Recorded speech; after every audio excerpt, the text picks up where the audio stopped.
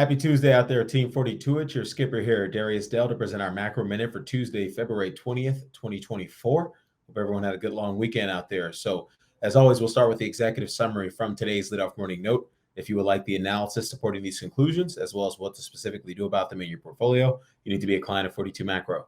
So, we'll start with today's key macro event, which is reflation is now the top-down market regime. So, the nuance there, per our global macro risk matrix, reflation is now the top-down market regime. Recall that reflation is a risk-on regime in which investors are generally rewarded for increasing risk because nominal economic growth is perceived to be accelerating or better than expectations without policy restraint.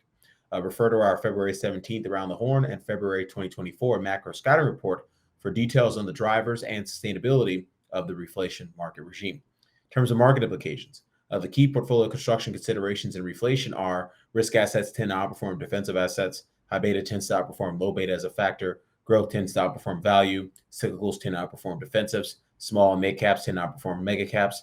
International tends to outperform US. Emerging markets tend to outperform developed markets. Spread products tend to outperform treasuries. Short rates tend to outperform the belly, which tends to outperform the long rates. High yield tends to outperform investment grade. And foreign currencies tend to outperform the US dollars.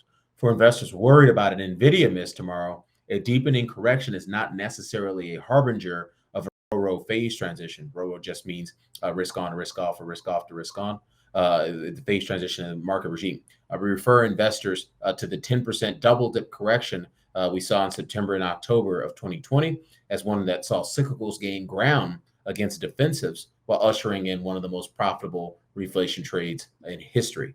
Transitioning to my 42 macro dashboard, as always, we'll start with the trading range signals from our friends over at Longbow. Went through them this morning. Nothing jumping off the page in terms of being overbought or oversold. So we'll wrap it up as always with the question from our community here on FBTC, which is our preferred instrument for retirement accounts in terms of allocating to Bitcoin. So thanks for everything. For those willing to take on more volatility, what are your thoughts on utilizing FBTC as both your 10% Bitcoin proxy and your 60% equities proxy? So they're referring to, of course, our flagship KISS portfolio construction process, which is a trend following approach to it's a 60-30-10 asset allocation, 60% equities, 30% fixed income, 10% Bitcoin, with trend following elements that are derived from our macro weather model from a top-down risk management overlay perspective, and from a volatility adjusted momentum signal with respect to the bottom up risk management overlay. We use the top down risk management overlay to infuse volatility targeting to the trend following strategy, and then we use our VAMP signal, the bottom up risk management overlay, to infuse dynamic position sizing into that strategy. And so in terms of specifically answering the question, so certainly not replying directly to the client, because obviously we're not in the business of giving specific investment advice to individuals, but broadly speaking, in terms of thinking about customizing KISS, KISS is eminently customizable. We've chosen SPY,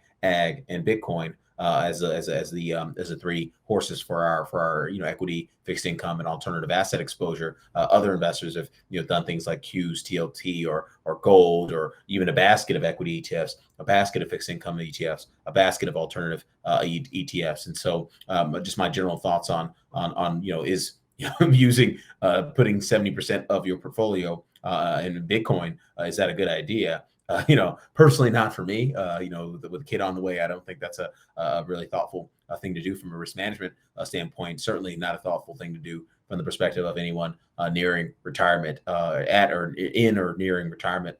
In terms of taking on such a big drawdown risk. Don't forget, Bitcoin has crashed 75 to 90%. I want to say 4 times in its history, 4 different times in its history. So be aware of the drawdown risk you can suffer in such a high beta asset. But again, the real, the KISS is, as I mentioned, eminently customizable. The real value in KISS is not necessarily just being in 60-30-10, whatever you choose to be in terms of the three ETFs or baskets of ETFs. What's the value of KISS is in responding to and executing the top down and bottom up risk management overlays. Definitely check out our KISS out of sample back test results for more details on that statement. So we'll wrap it up there. Darius Dale presenting our macro minute for Tuesday, February 20th, 2024. Everyone have a wonderful day out there. Best of luck. We'll catch you back here tomorrow. Cheers.